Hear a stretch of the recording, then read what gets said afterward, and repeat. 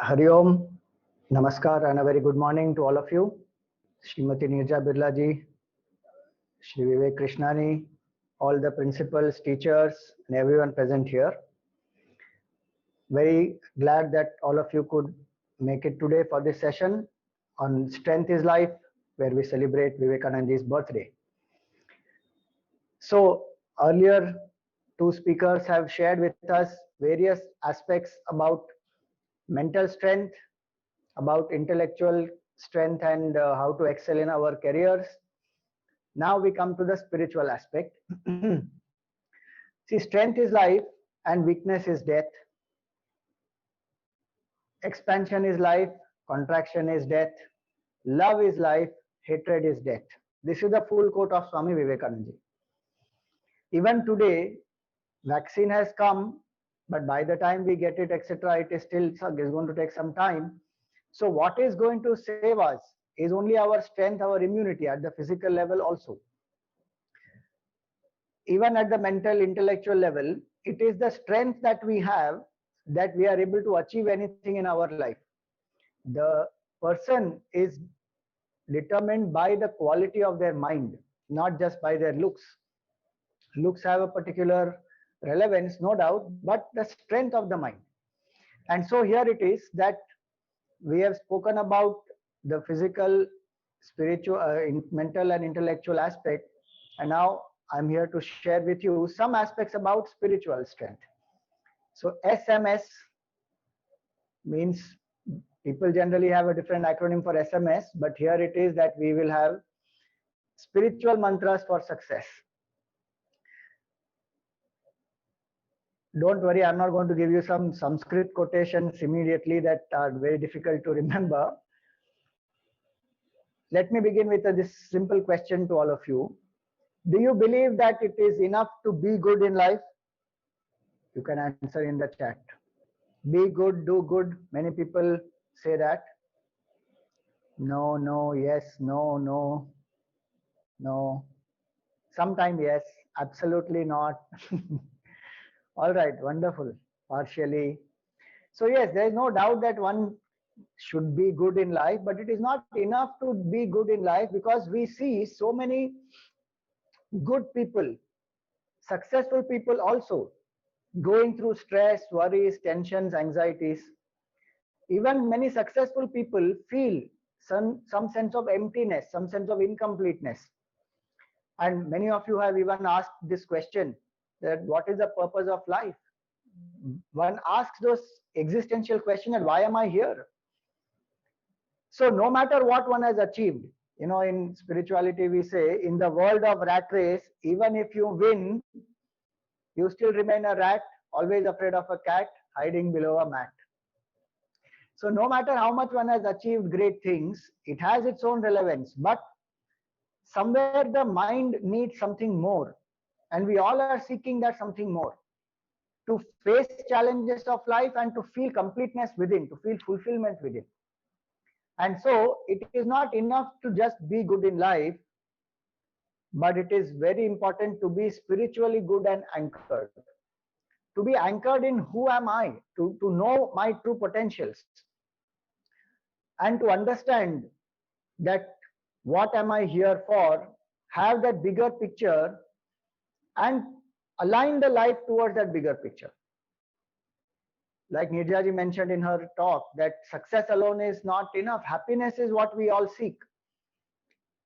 And Vivek spoke about various ways of how to discover that X factor within, so that one becomes happy by doing what one truly loves.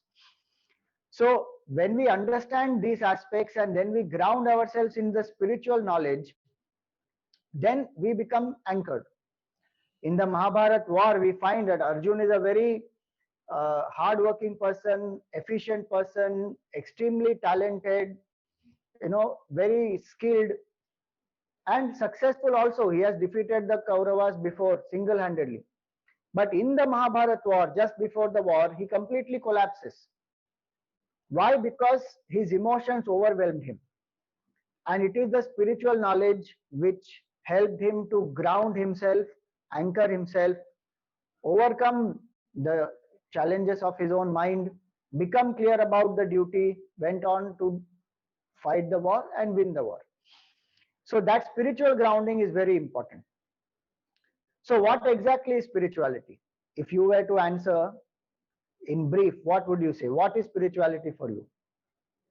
Does it mean that I should continuously go to some temple, do some prasad, do some arti, engage in some chanting, knowing the spirit, believing in us, to know who am I, meditation, faith on God, way of life, philosophical way?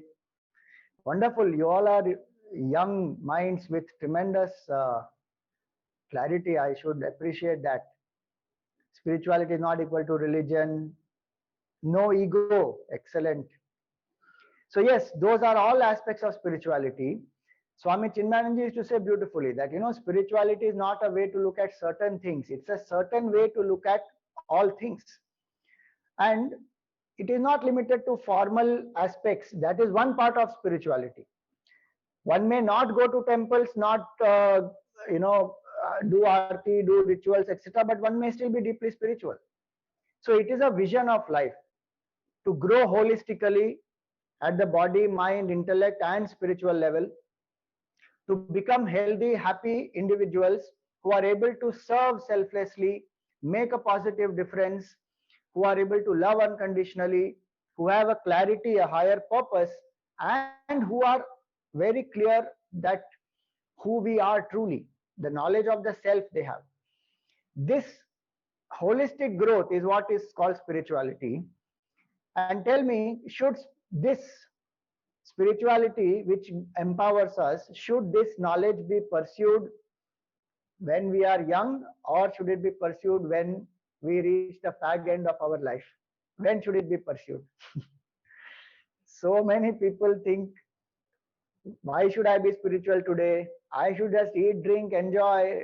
Spirituality is all for, it is a post-retirement plan. It is for old people. It is for people who are not yet, who have not experienced life and who want to escape. It is only for such people. So many wrong notions about spirituality.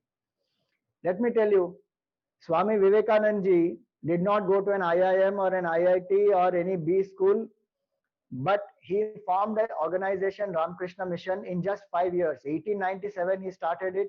1902 he took Samadhi.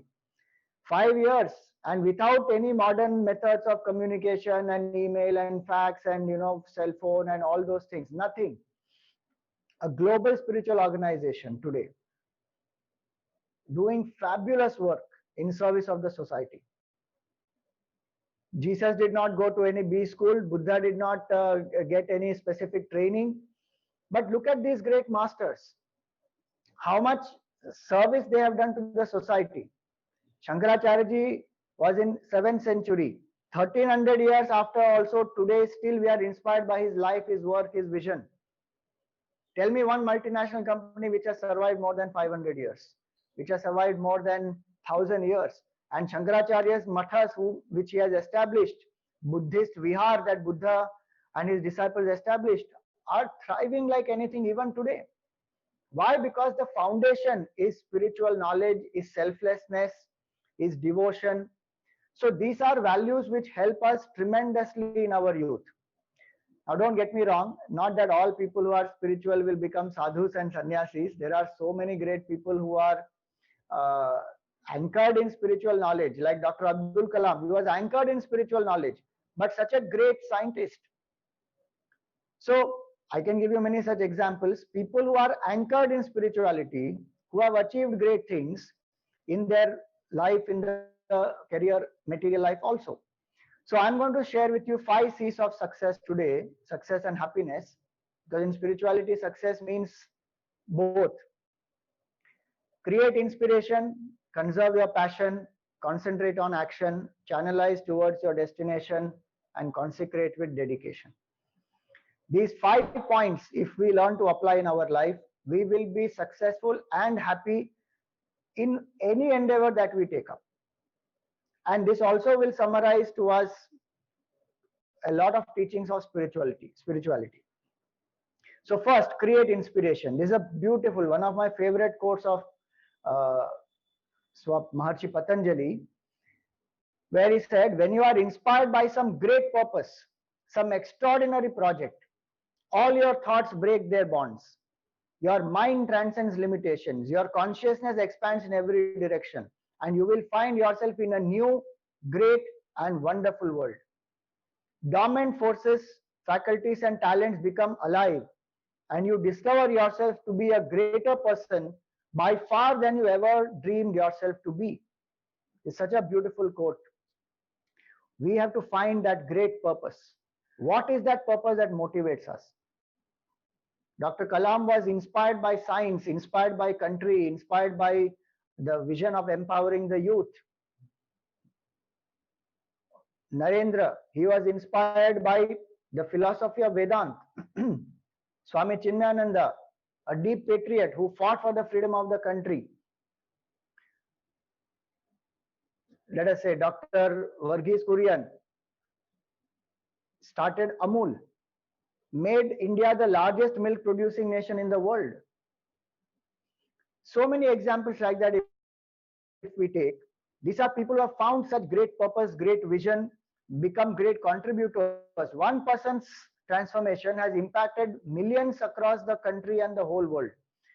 So that inspiration we have to find. Ask oneself, like what Vivek shared with you, that what do I truly love? What gives me joy and satisfaction?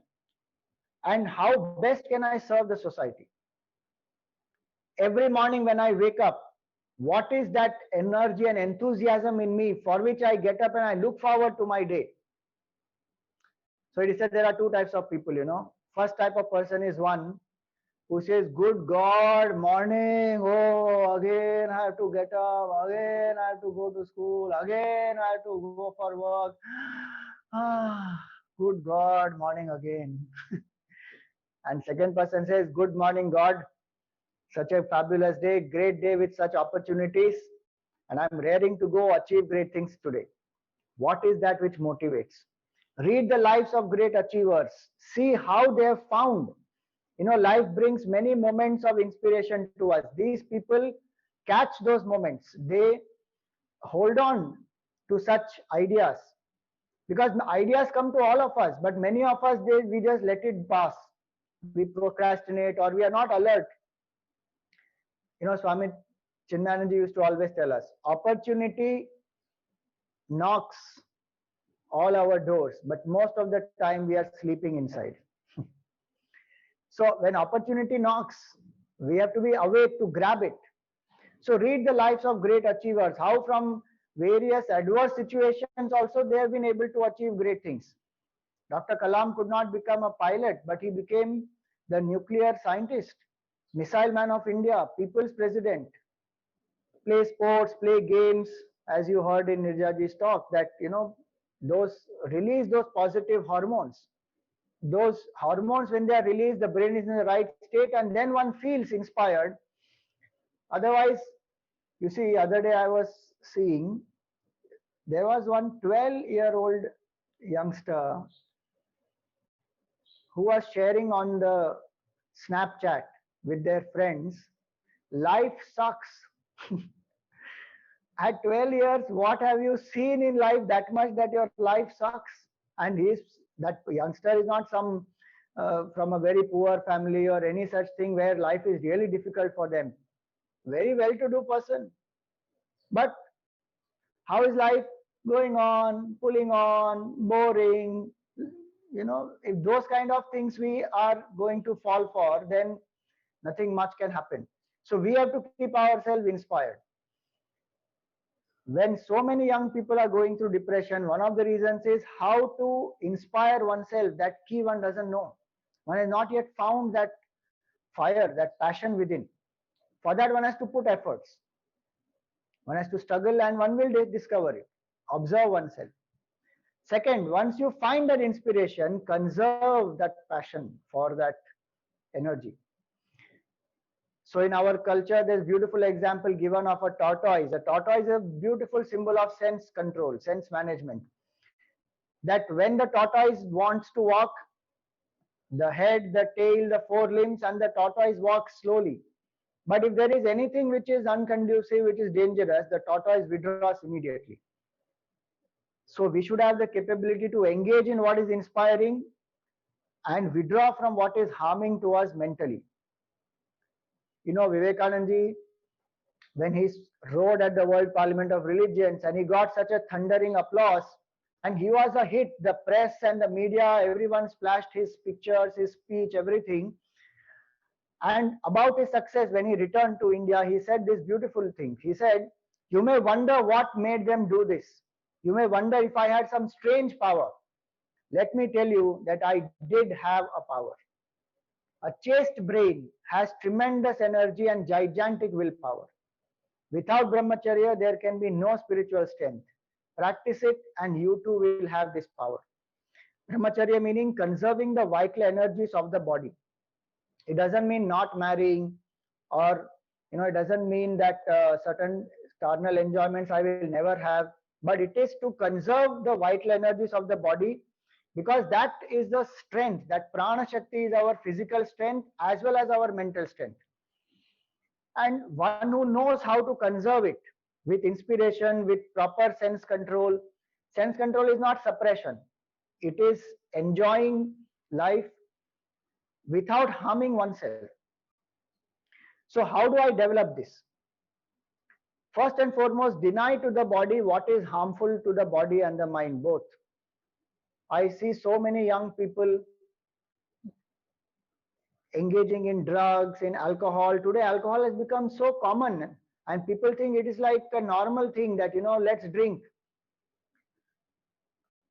Social drinking, also, they call it. And many people come together, and if they want to celebrate, there has to be wine, there has to be alcohol. And if there is dejection, depression, some heartbreak, and some boy or girl has left you, then also become alcoholic, drink like anything, become devdas, and all that kind of stuff happens. For any situation, we just want to drink. If we are really concerned about our well-being, alcohol should be kept far aside. It's not cool to drink alcohol, actually. The media may portray whatever it wants, but it is your body. And go by science. If you are really so logical and scientific in temper, then go by science and understand. Alcohol literally kills the gray cells in the brain. Do your research and you will know. As it is, gray cells in our brains are very less. What less gray cells we have, that also alcohol destroys. Drugs just makes us so addicted. Today, one of the biggest reasons why people are into depression, into anxiety attacks, panic attacks, into so many abuses in the relationships, stealing, including finally suicide attempts, is because many are addicted to drugs, overwhelmed by drugs. And the drug money also is used against our own country. So we should become alert and aware as young people. What is good for my body, I should take it. Just for sake of peer pressure or to feel belonged, I don't have to drink. I must have that capacity to stand up for my convictions. That is youth. If I'm just going to follow everybody drinking, so I also drink because otherwise they'll call me doodh pita bachcha hai. That is ridiculous. And some logic people have is, let us try everything in life. We should try everything in life. So I have 2 points for them. If you want to try everything in life, then why not try potassium cyanide also? And secondly, if you really want to try everything, then try spirituality also and see the benefit that it brings you. The joy and the kick that you get in spiritual life far exceeds the hangover of alcohol. Next morning, you have to vomit after you drink alcohol, and you see that also. People go through it also. But spiritual life is tremendous inspiration, great satisfaction. That joy of creativity far exceeds any of this. So try that. So healthy enjoyments, have such enjoyments, such music, such hobbies, sports, various things which will be healthy, which will be energizing. And enjoy as a master, not impulsively just because everybody is doing it. Then we conserve our energies. Eat on time, sleep on time, have a certain schedule, have certain flexibility, a balance of that. That is how we conserve our energies. because nothing great is achieved if we allow our energies to leak out. Second reason why our energy leaks out is because of our negative thinking. Today, so much of stress, worry, tension, anxiety people have. Why? Because one is not mentally strong, spiritually anchored. So Vivekananda said, all power is within you. Believe in that. Do not believe that you are weak. Never say, I cannot, for you are infinite. You can do anything and everything. The greatest sin is to think of yourself as weak. Inferiority is a sin. Whatever makes me feel weak, I should reject it, shun it. Hold on to that which makes me feel strong.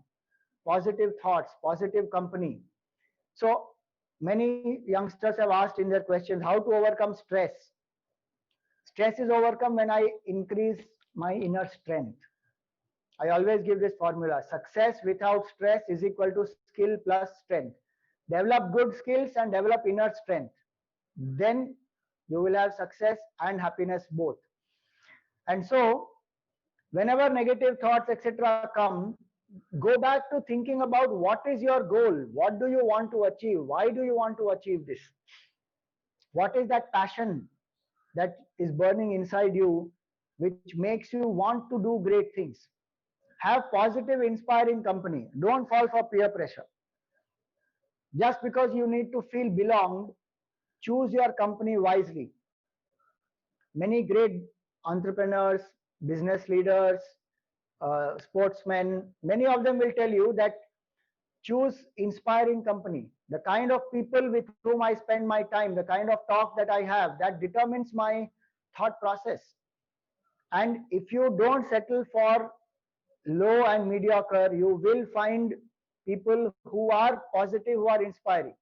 Because what we are, we attract to ourselves such people. It is always better to be with one lion than to be with 100 jackals. Be with one lion. Even if you have less company, don't worry, but if it is positive, inspiring company, you will achieve great things. I'm not saying you should have less company, you may have more, no doubt, but be very careful. Who are the people? Are your friends motivating you, standing by you in difficult times, really guiding you for higher things? Or are they demoralizing you, condemning you, making fun of you, where you feel low about yourself? So choose your company. Talk about great ideas, don't gossip. There is enough and more banter going on social media, and trolling and abusing is not cool at all. What is cool is to hold one's nerve, is to be able to respond positively, is to be able to maintain a certain level. Give back assertively if you have to, but don't stoop to the level of cheapness. We always say in spiritual life, if you don't stand for something, you will fall for everything. So that strength is required, that this is what I stand for. I will not compromise. I will not, lower my standards and come down to a cheap level. Count your blessings, be grateful in life for what you have. As stress comes a lot of times in life because we are always looking at what I don't have, what I am lacking, I am incomplete, I am not good enough, I want validation from people. But also focus more on what I already have, what are my strengths, how many blessings I have. Many people don't have even these things. So one who becomes grateful will be positive, will be happy, and meditate 10 minutes minimum daily. Quieten the mind. When the mind becomes quiet, there is tremendous power that it will release. Quiet mind is not a blank mind. Quiet mind is a positive, inspired mind which knows how to focus, which knows how to concentrate, which can put out every other negative thought. That tremendous strength comes. Just 10 minutes of meditation daily will help. So create inspiration, conserve your passion of the body, at the body level your vital energy, as well as at the mind level the mental energy.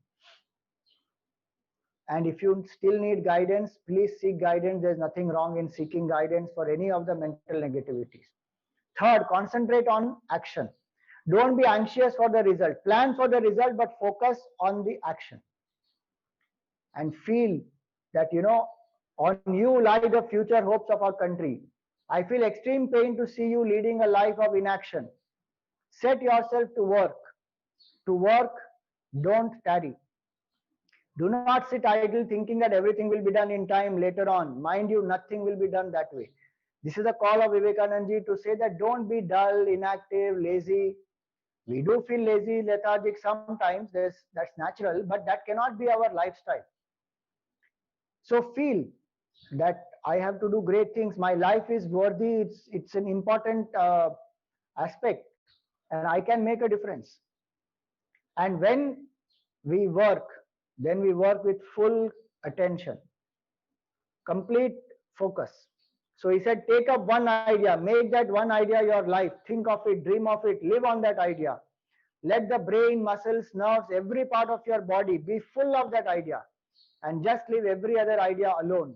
This is the way to success. This is tremendous concentration. How do we develop this? Deep breathing. The deeper our breath is, quieter our mind will be. So every few hours, just take a 1 minute breath break. Like you take a coffee break, take a breath break every 2 hours, let us say. Inhale deeply, exhale slowly. Inhale deeply, exhale slowly. Especially before you want to take up any important study or any project, sit for at least 3 minutes, quieten the mind completely, and then engage into it. Your concentration will be better. So deep breathing has a tremendous power on the mind. Learn to do one thing at a time. Avoid multitasking. You will find on Google, do your research. There is a lot of data available that multitasking is a big myth. We do not do multitasking, we do switch tasking. So if I'm watching television and eating food, I'm not doing multitasking actually. My attention is switching between food and TV. In that, we lose a lot of energy. So once I understand that one thing at a time, and I do it with full attention, that mind develops tremendous energy and saves time, commits less mistakes, and enjoys maximum also. So learn to do one thing at a time. Chant a mantra. Make it a practice that every day you chant a mantra at least for 27 times minimum. And every culture has it. In Hinduism, we have Om, we have a Gayatri mantra, we have mantras for each form of the Lord. In Christianity, they have Hail Mary or Jesus. In Islam, also they repeat the name of their the Allah, their prophet. In Buddhism, they have Om Mani Padme Hum. In Sikhism, they have Ikonkar. In Jainism, they have Navkar mantra. So every culture has mantras. These mantras are very powerful sound formulae. They have an energy vibration and they have tremendous spiritual ideas associated with it. They develop and invoke the potentials of the mind. So just 27 times with full attention, closing your eyes, chant a mantra, whichever is dear to you, from whichever culture you belong. Avoid distractions while you are working. Whether it is phone calls, whether it is WhatsApp chats, or some social media notifications, email notification, avoid those things and focus when you are working. Finish the job, then get back to any of those. So that way we can develop tremendous concentration. It will help while you are studying, it will help while you are working. Fourth point, when we are working, there will be obstacles which will come. Channelize all the energy towards the destination. Don't be bogged down by the obstacles. So to succeed, you must have tremendous perseverance and willpower. These are beautiful words of Vivekananda. I will drink the ocean, at my will the mountains crumble up, says the persevering soul. Have that sort of energy, that sort of will, work hard and you will reach the goal. This consistent perseverance is a very important aspect. Now, how do I develop that? Measure your performance and find ways to improve it. Suppose you have a goal to achieve. Let us say you want to become a marathon runner. Let us just example. So you want to run 21 kilometers Then put your milestones, that slowly, how am I able to today? First I run 1 kilometer, then 3 kilometers, then 5 kilometers, then 11 kilometers. Consistently put small milestones, measure the progress. That will give tremendous boost of confidence. And as you measure progress, you will also know how to overcome any challenges, limitations, obstacles. Remind yourself repeatedly why this goal is important. Because when obstacles come, we give up because that is not clear to us that why this is important to me. If that becomes clear, why this is important, why a certain exam I must clear, why a certain interview I must clear, why should I work for a particular project, why is that important? If that why is very clear to you, then no matter what obstacles come, one will overcome them because it is inevitable, it is important to me that I want to achieve it. Don't allow failure to overwhelm you, learn from it and improve. Don't give up and don't say, oh, this is difficult, I can't do it. Attempt, give your best. And that's why I say again that why this is important to me should be very clear to you. And ask always, whatever I'm doing, will it take me closer to my goal or away from my goal? Then we channelize our entire efforts towards the destination. You know, when I was growing up, um, Sachin Tendulkar, he had made his debut. A 16-year-old boy against Pakistan, he made his debut. And one very nice thing I learned about him was that many times in the bus, when they are traveling from the hotel to the the stadium or for net practice, etc., he would still have his gloves, etc., on. Many times even in his room he would have the gloves on. So somebody asked him, why are you doing that? He said, because I need to train myself and my hands to wear these gloves for long periods of time, because if I have to be successful, I may have to bat for 6 hours, 8 hours. So I need to train myself. Sunil Gavaskar, it is said, would not read a book in the bus because the shaking book will affect his eyesight. So he would say that I need to see the hand of the bowler when the ball is released. Now my eyesight must be very sharp and clear. So he would not read. These are small steps they took, but they are so focused on their goal. Whatever they do, will it help to take me closer to the goal or away from the goal? That question I should always ask myself. And lastly, when I've given my best, I consecrate with dedication. Do I work for only myself or do I work for the community? Do I work for my country? The greater is my dedication, the deeper will be my inspiration. So he says, then only India will awaken when hundreds of large-hearted men and women giving up all desires for enjoying luxuries of life will long and exert themselves to their utmost for the well-being of the millions of countrymen. Work as if on each of you depended the whole work. 50 centuries are looking on you. The future of India depends on you. Work on. Work for this idea, not the person. When we feel that I want to be a great contributor to my country, so I prepare myself. And India is a young country. One of the youngest countries in the world today is our country. So how is it that we will be able to take our country to great heights? Only when youth have this vision, that nation above self. That vision is a very important aspect. That how am I preparing myself to be a great contributor to the country? Don't think only about I, me and mine. People like Vivekananda ji did not think about I, me and mine. That's why they are what they are. There was utter poverty in his home, no food to eat. One of his sisters attempted suicide also. But he did not give up his vision of awakening the masses to the glory of spiritual knowledge. What sacrifice he and his family have done. Nothing is achieved without sacrifice. Our flag, the Indian national flag, has orange on the top. Orange is the color of sacrifice. So find an altar and a cause greater than yourself. Dedicate yourself to that cause. Join any spiritual organization or in any NGO or even army or any such avenues where you can dedicate yourself to the cause. You can dedicate even through your work, through your passion, through music, dance, any field that you choose. But think of the country first. India first, nation above self. Those are very, very important aspects. And when we are able to do this, then definitely we will achieve great success for ourselves as well as for our country. So to summarize, these are the 5 C's: create inspiration, conserve your passion, concentrate on action, channelize towards the destination, and consecrate with dedication. I wish you all great success. May strength is life become your mantra, and may more and more strength be there in all the minds of all of us, and we make our country also strong. Thank you very much.